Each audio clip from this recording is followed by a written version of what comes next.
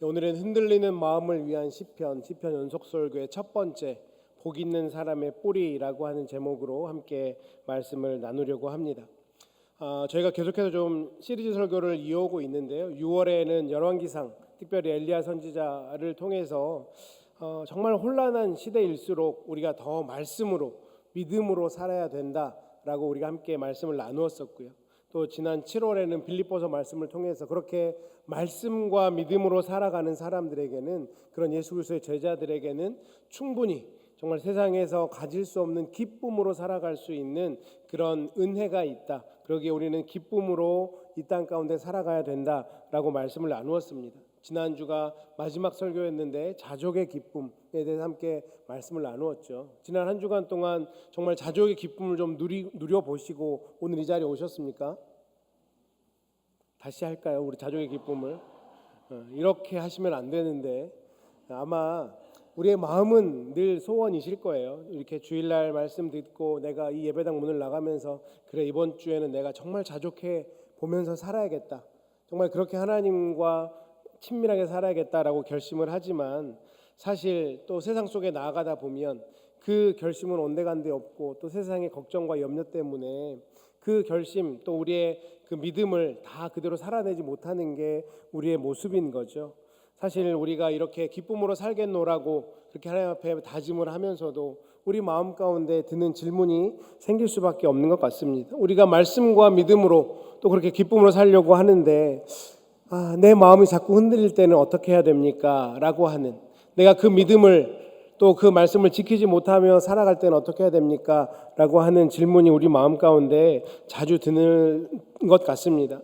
믿음으로 살고 싶지만 걱정이 밀려오는 것이 사실이고, 기쁨으로 살고 싶지만 때로는 내 마음 가운데 화와 분노와 또 서운함이 또 찾아오는 것도 사실입니다.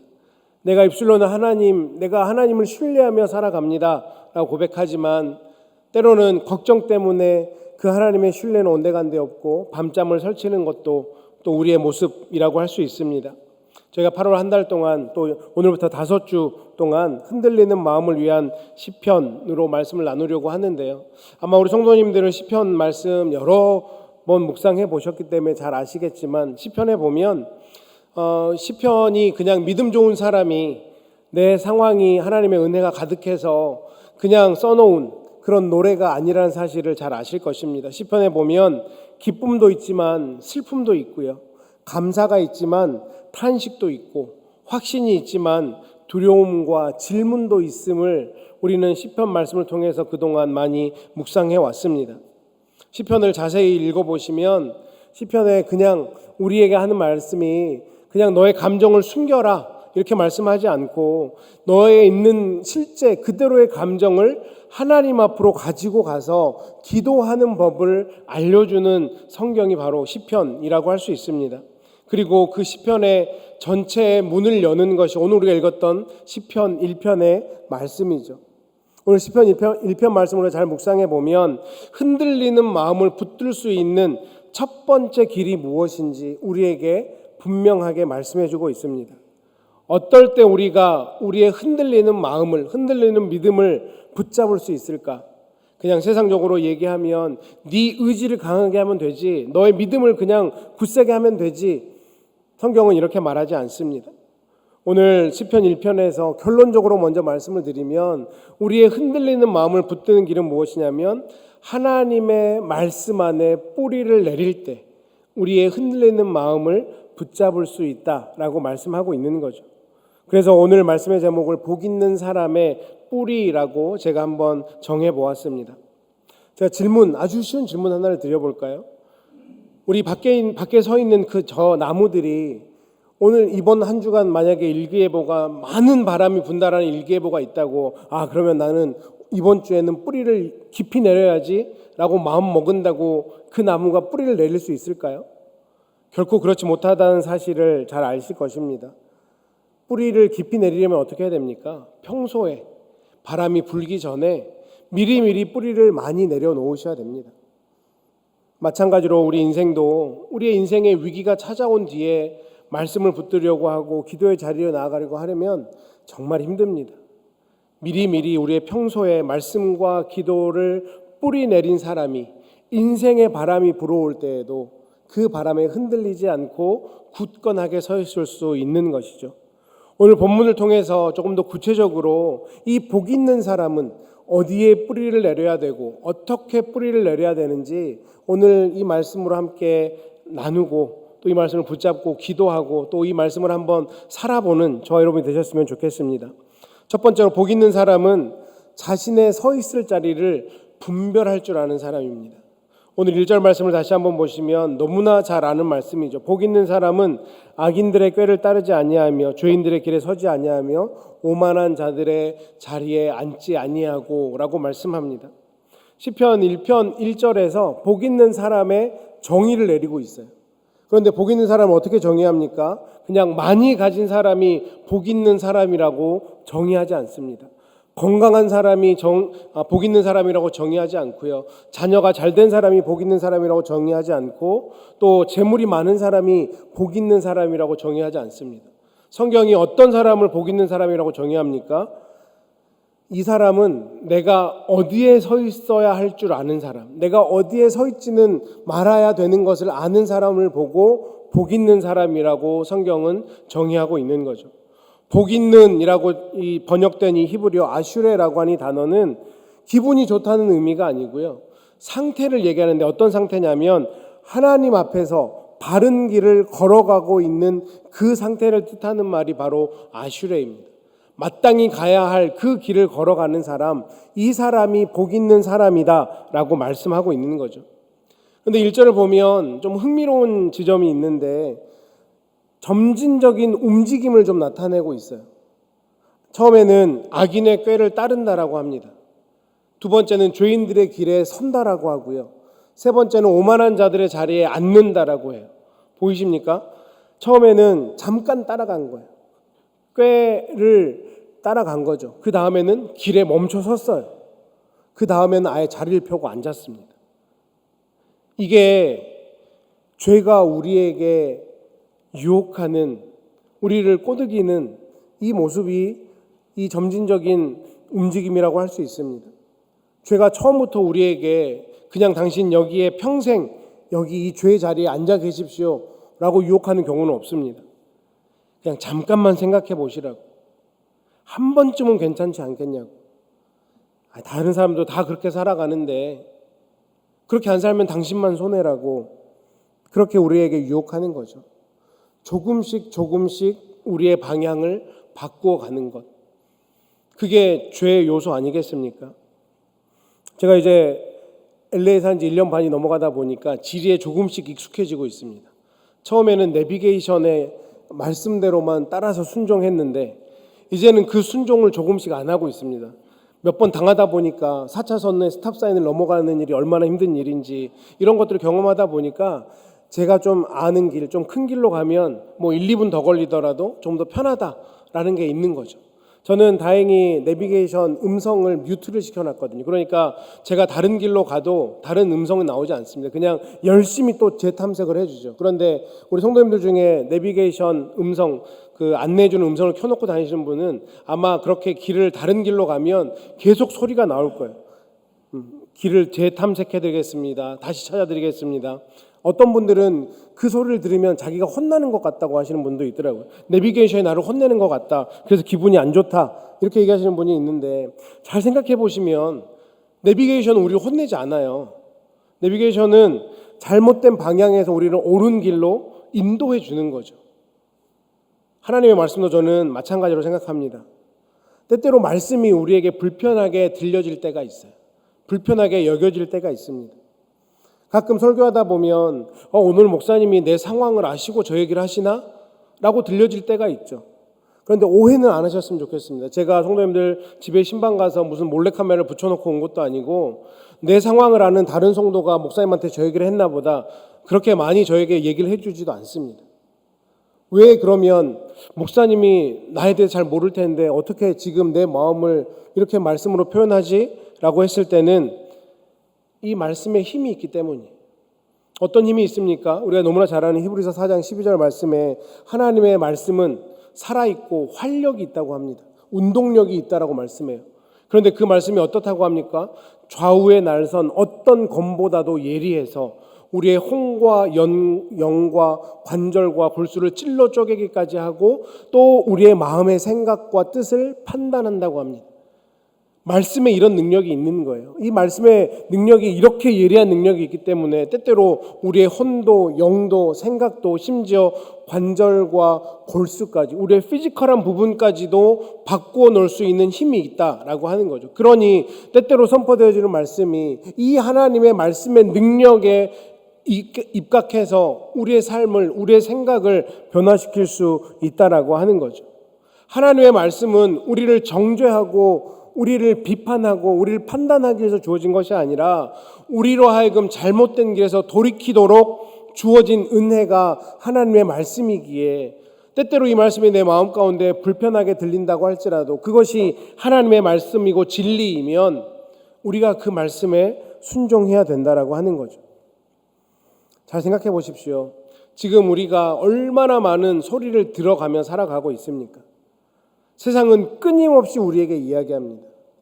남들보다 더 많이 가져야 행복하다. 당한 만큼 갚아줘야 된다. 나를 알아주지 않는 사람은 필요 없다. 나를 인정하지 않는 사람은 필요 없다. 네 감정이 진리이니 네 감정대로 쫓아 살아가면 된다. 사람이 중요하다. 사람이 중요하다. 네가 중요하다. 세상에는 계속해서 우리에게 그런 속삭임들을 하고 있습니다. 그런 목소리를 계속 듣다 보면 우리의 생각이, 우리의 가치관이 세상의 생각과 세상의 가치관과 다를 바가 없게 되죠. 특별히 우리가 굉장히 유익하기도 하지만 우리에게 또 해가 되기도 하는 스마트폰은 어떻습니까? 이 스마트폰만 열면, 잠금 해제만 풀면 정말 많은 의견과 영상들이 쏟아지지 않습니까?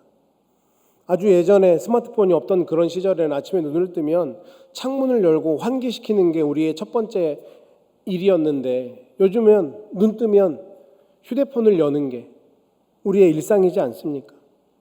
전화기를 열면 세상의 온갖 걱정들, 세상의 온갖 소식들이 우리 마음속으로 먼저 들어옵니다.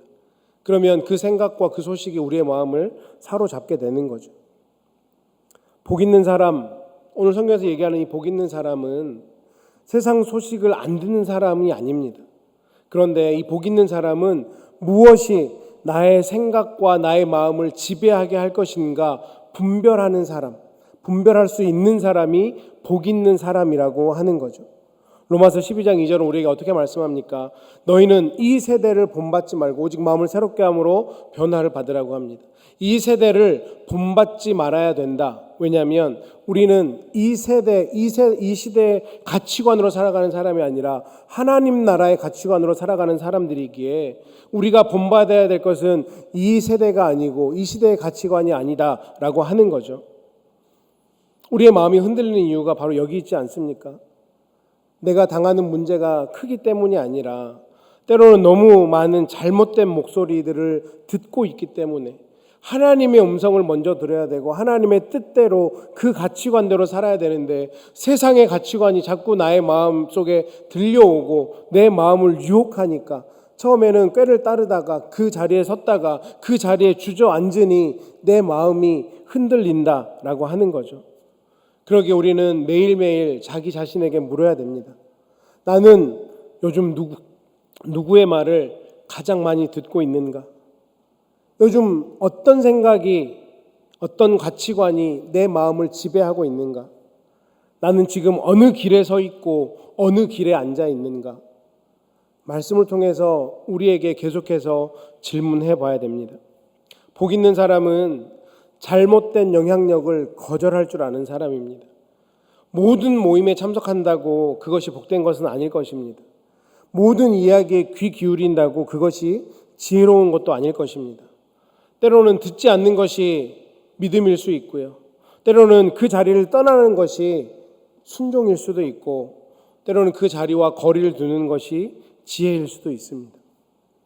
험담이 시작될 때는 그 자리를 피하시는 것도 지혜로운 일입니다.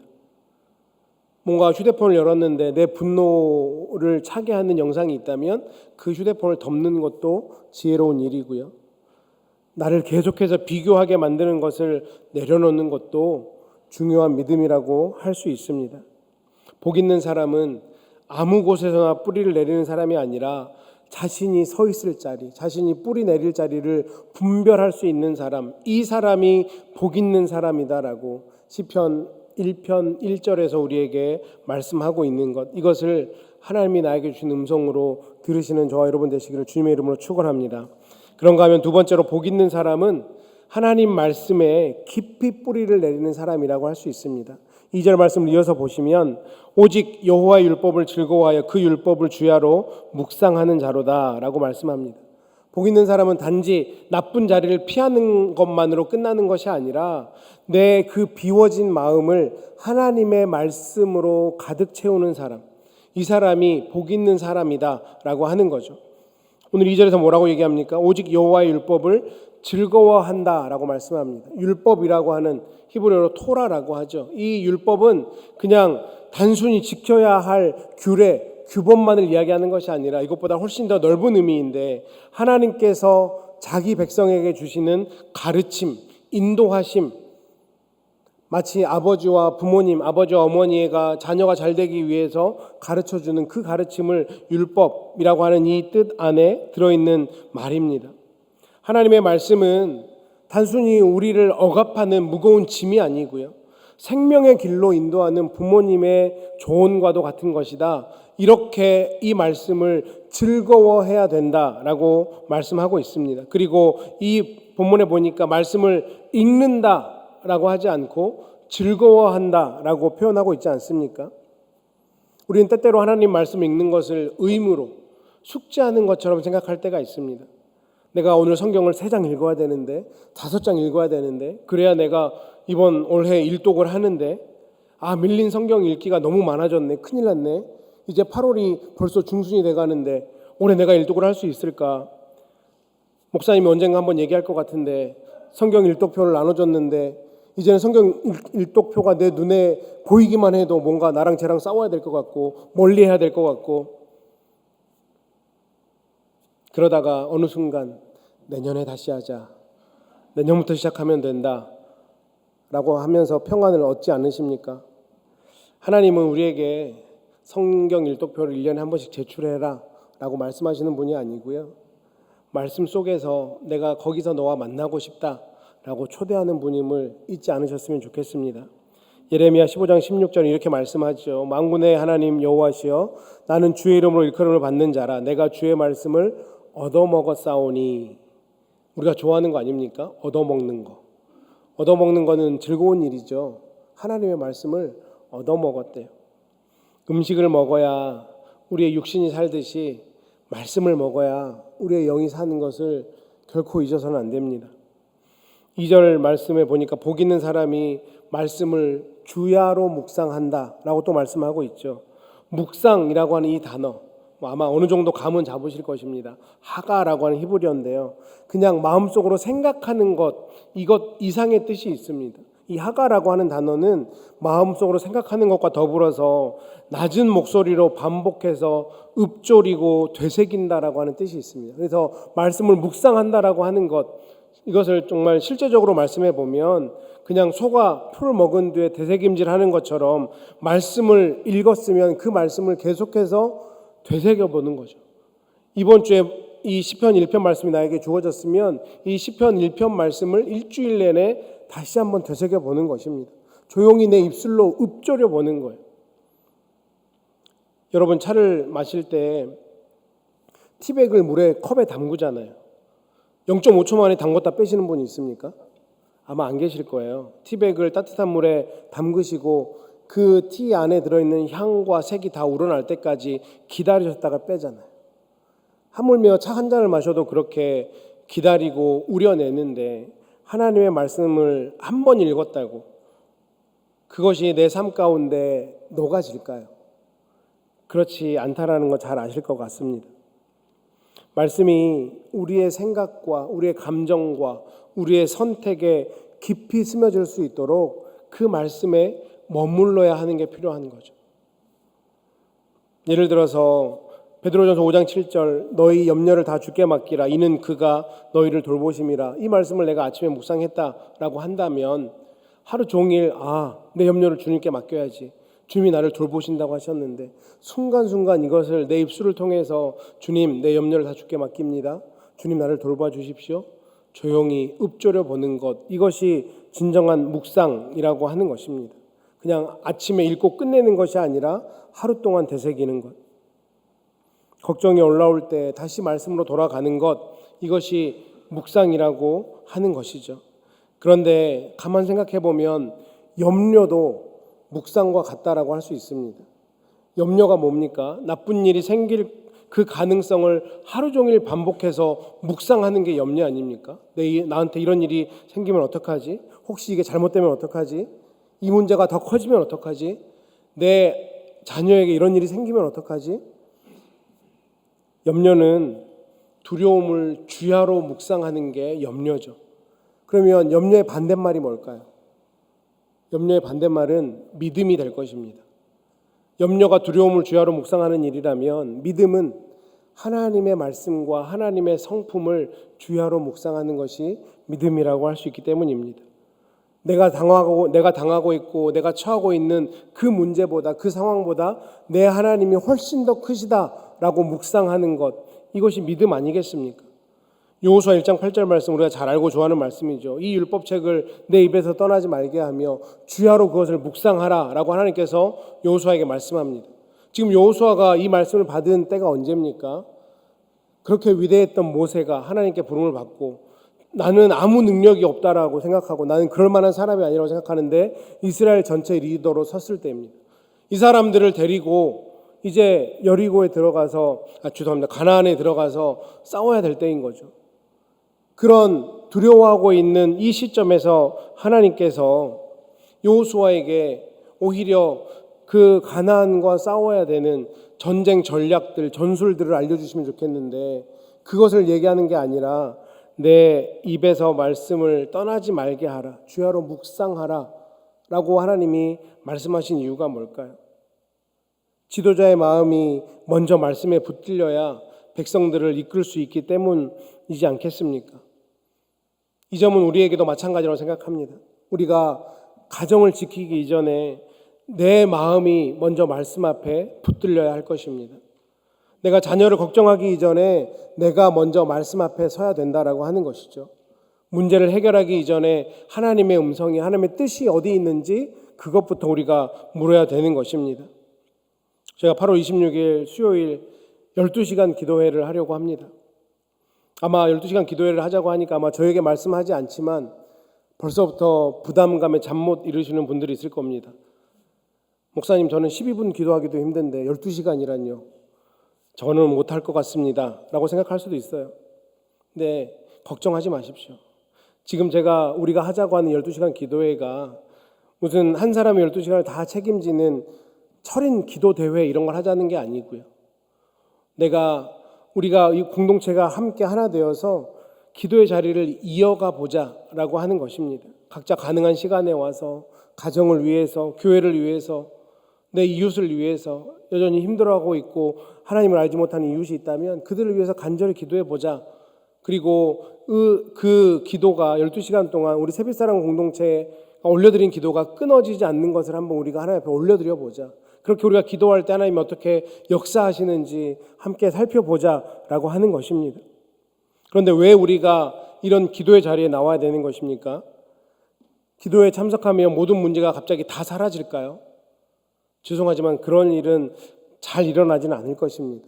그런데 우리가 그 기도의 자리에 머물면 우리의 뿌리가, 우리의 신앙의, 우리의 영혼의 뿌리가 다시 하나님께로 뿌리 내리기 시작하기 때문에 우리가 그 기도의 자리에 나와야 되는 것입니다.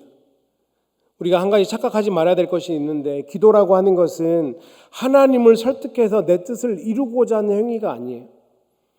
하나님 앞에 뭔가 잘 보여서 내가 원하는 것을 얻어내려고 하는 행위가 기도가 아니라, 기도는 흔들리는 내 마음을 하나님의 뜻과 말씀에 다시 연결시키는 게 기도라고 하는 것입니다.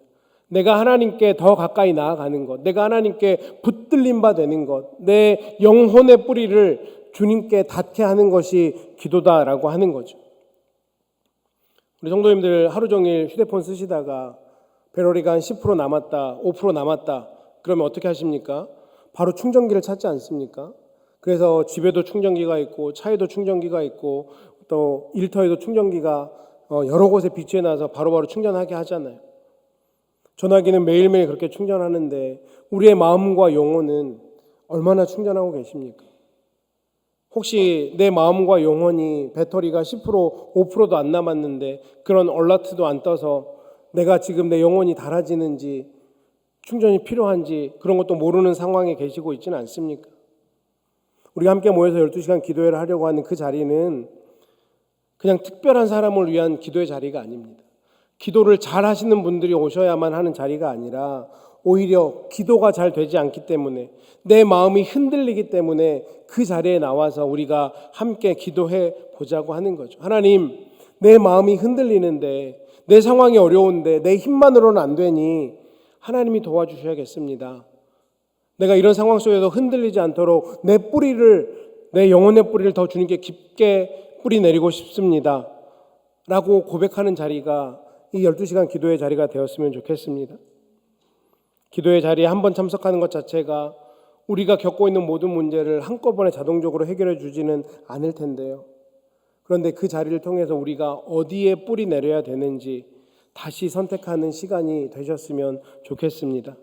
복 있는 사람은 자신이 어디에 뿌리를 내려야 될지 아는 사람인데 그곳이 바로 말씀임을 깨닫고 말씀에 깊이 뿌리 내리는 사람, 기도함으로 깊이 뿌리를 내리는 사람이 복 있는 사람임을 잊지 않으셨으면 좋겠습니다. 마지막으로 복 있는 사람은 계절을 견디며 열매를 맺는 사람이라고 성경은 오늘 우리에게 말씀하고 있습니다. 3절 말씀을 보시면 그는 시냇가에 심은 나무가 철을 따라 열매를 맺으며 그 잎사귀가 마르지 아니함 같으니 그가 하는 모든 일이 다 형통하리로다 라고 말씀하고 있습니다.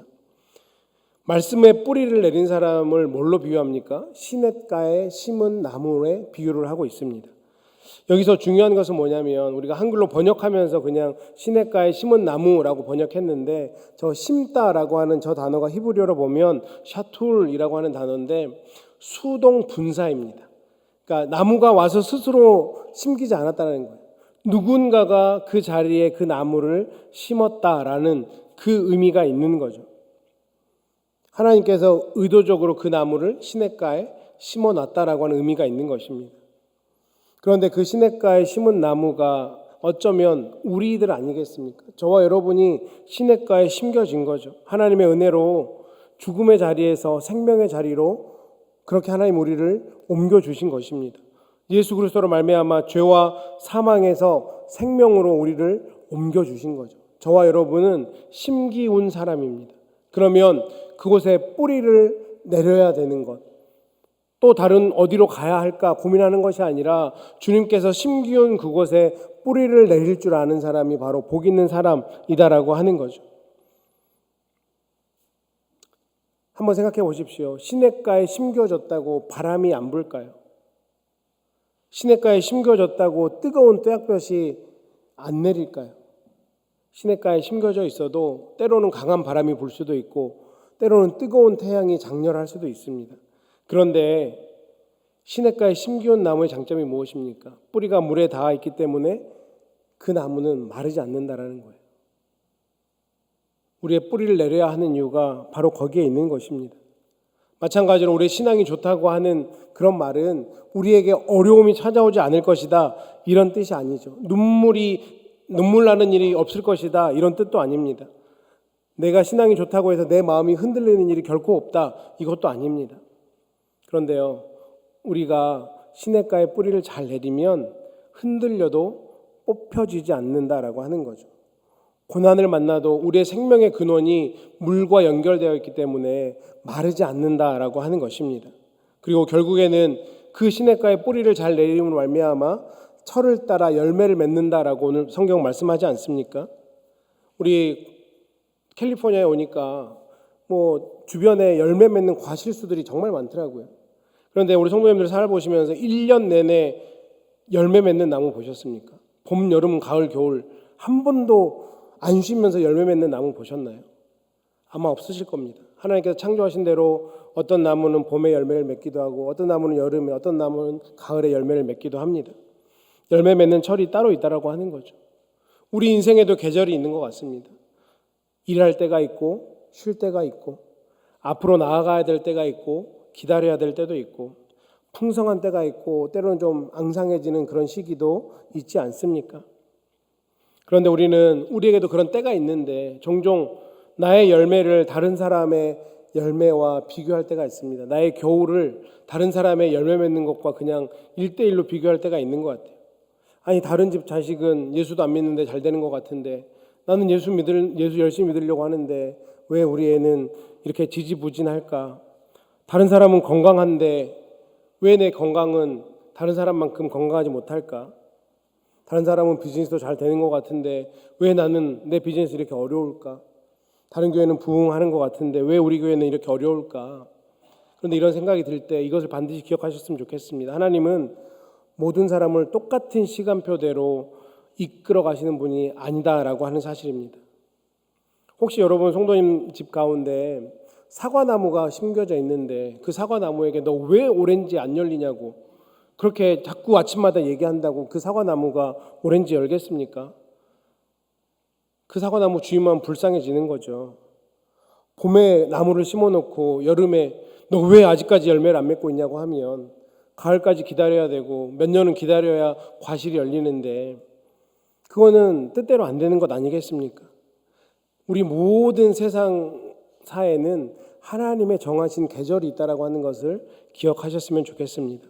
그래서 사도 바울이 갈라디아 교회에게 어떻게 권면합니까?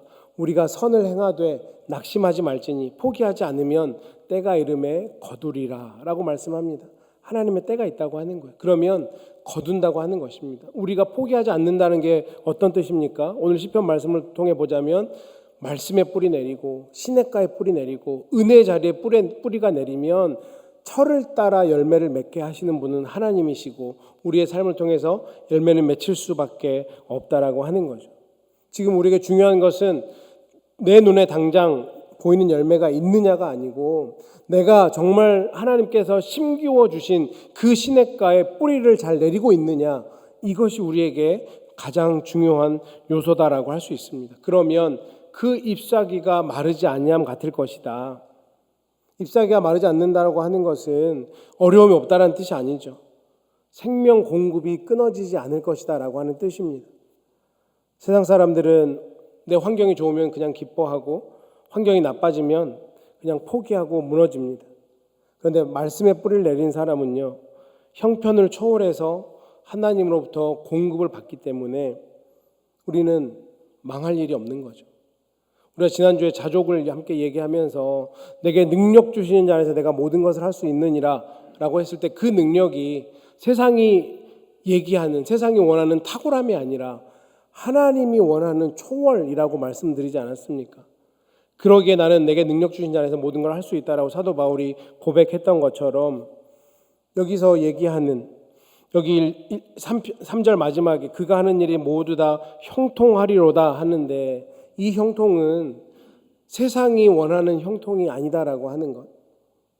하나님을 잘 믿으면 사업이 잘 되고 병에도 안 걸리고 자녀들이 원하는 대로 다 된다라고 하는 세상적인 형통을 성경은 어디에도 얘기하고 있지 않습니다. 성경에서 얘기하는 형통은 무엇입니까? 모든 일이 내 뜻대로 풀리는 것이 아니라 하나님 뜻 안에서 살아가고 하나님께서 맡기신 목적을 이루는 것이 형통이라고 얘기하지 않습니까? 그 대표적인 인물, 창세기 39장에 나오는 요셉이죠. 요셉의 인생을 뜯어보면 그 어디에도 형통한 인생을 살지 않았습니다. 엄마가 일찍 돌아가셨죠. 형들에게 배신당해서 노예로 팔려갔죠. 그럼에도 불구하고 낙심하지 않고 열심히 살았는데 다른 누명을 쓰고 감옥에 들어가죠. 감옥에 들어가서도 그 안에 있던 사람들에게 또 배신을 당하죠. 어딜 봐서 요셉이 형통한 인생이라고 할 수 있습니까? 그런데요, 창세기 39장에 보면 요셉이 형통했다라고 계속해서 얘기합니다. 그런데 그 형통 앞에 반드시 따라 붙는 절이 있는데 그게 뭐냐면 하나님께서 요셉과 함께 하심으로 그가 형통했다라고 이야기하고 있는 거죠. 형통은 좋은 장소에 있는 것이 아니라 하나님과 함께 있는 것이 형통이라고 성경은 분명히 말하고 있습니다. 죄송합니다만 병원에 있어도 하나님과 함께하면 그게 형통인 거예요. 경제적인 어려움이 있지만 그 가운데서 하나님이 함께 하시면 그게 형통이라고 성경은 말하고 있습니다. 때때로 자녀 때문에 눈물 흘리실 수 있고 그럼에도 불구하고 그 자녀 때문에 기도의 자리에 있을 수 있다면, 기도의 자리에서 하나님을 붙잡을 수 있다면 그게 형통이라고 성경은 말씀하고 있습니다. 사람들이 아무도 나를 안아주지 않아도 내가 충성함으로 하나님을 붙잡고 있다면 그것이 형통인 것이죠. 오늘 이 시냇가에 심은 나무와 아주 반대된 비유를 주는데 그것이 무엇이냐면 4장에 나오는 겨죠. 겨. 바람에 나는 겨. 시냇가에 뿌리를 깊이 내린 나무와 바람에 나는 겨를 대비해서 보여주고 있는 것 아니겠습니까? 겨는 겉으로 보기에는 그냥 곡식과 함께 있지만 뿌리도 없고 무게도 없는 그런 것을 보고 겨라고 하지 않습니까? 바람이 불면 겨는 그냥 날아갑니다. 나무와 겨의 가장 큰 차이가 무엇일까요? 바로 뿌리입니다. 나무는 뿌리가 있고 겨는 뿌리가 없다라고 하는 거죠. 뿌리가 없으면 작은 바람에도 날아가지만 뿌리가 있으면 큰 바람에도 흔들리지 않고 그 자리를 지킬 수 있는 것입니다. 그렇다면 우리 인생에서 정말 준비해야 될 것은 무엇입니까? 바람이 전혀 불지 않는 삶이 아니라 흔들리지 않을 만큼 뿌리 깊은 삶을 우리가 준비해야 될 것입니다. 복 있는 사람은 말씀에 뿌리를 내리고 모든 계절들을 견디면서 마침내 열매를 맺는 사람, 이 사람이 성경이 얘기하는 복 있는 사람이라고 할 수 있습니다.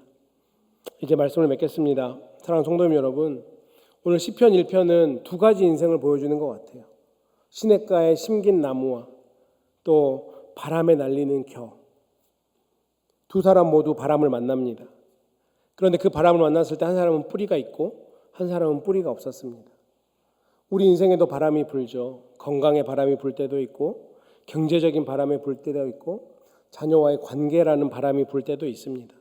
예상하지 못한 변화가 찾아오고 때때로 우리의 마음을 무너뜨리는 말을 들을 때 상황을 대할 때도 있습니다. 그때 우리를 지켜주는 게 무엇입니까? 내 뱅크 스테이트먼이 나를 지켜주지 않고요. 내 경험이나 다른 사람의 인정이 나를 지켜주지 않습니다. 하나님의 말씀에 뿌리를 내리는 그 상태가 우리를 지켜준다라고 하는 것이죠. 오늘 이 말씀을 가지고 우리가 또 우리의 삶 속에서 한번 세 가지로 적용해 보며 살았으면 좋겠습니다. 첫 번째, 우리의 하루의 첫 시작, 하루의 첫 목소리를 주님의 말씀으로 시작하셨으면 좋겠습니다. 휴대폰 열지 마시고요. 하나님의 말씀으로 우리의 첫 시작, 내가 하나님과 대화하는 것을 첫 번째 시간으로 삼아 보셨으면 좋겠습니다. 두 번째로는 내 마음이 머무는 자리를 한번 일주일 동안 사시면서 점검해 보셨으면 좋겠습니다. 나는 지금 어느 자리에 앉아 있나, 어느 자리에 서 있나, 요즘 내 마음이 가장 오래 머무는 자리가 어디입니까? 염려입니까? 비교입니까? 과거의 상처입니까? 누군가를 향한 원망입니까? 우리의 마음은 오래 머무는 곳에 뿌리를 내릴 수밖에 없습니다. 그러면 내 마음이 하나님의 말씀에 오래 머물러야 그곳에 뿌리를 내리는 거죠.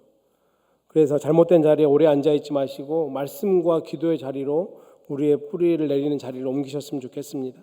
마지막으로 그렇게 기도의 자리를 지켜주셨으면 좋겠습니다. 우리가 기도해야 될 이유는 너무나 많지 않습니까? 우리의 가정을 위해서, 사랑하는 자녀들을 위해서, 질병과 외로움으로 힘들어하는 자들을 위해서, 혹시 우리 주변에 정말 이 사람은 하나님 알았으면 좋겠는데 여전히 하나님을 모른 채 살아가는 사람들이 있다면, 또 이 혼란한 시대 나라와 열방을 위해서, 또 어제 보니 우리 정말 가까운 지역에 산불이 정말 많이 났더라고요.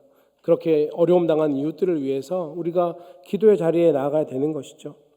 제가 바라기는 우리 모두가 이렇게 시냇가에 심기운 나무처럼 말씀과 기도에 깊이 뿌리를 내리고 하나님께서 정하신 때 믿음의 열매, 사랑의 열매, 인내의 열매, 기쁨의 열매를 맺혀서 그 열매들로 또 하나님 앞에 영광 올려드리는 저와 여러분 되시기를 주님의 이름으로 축원합니다.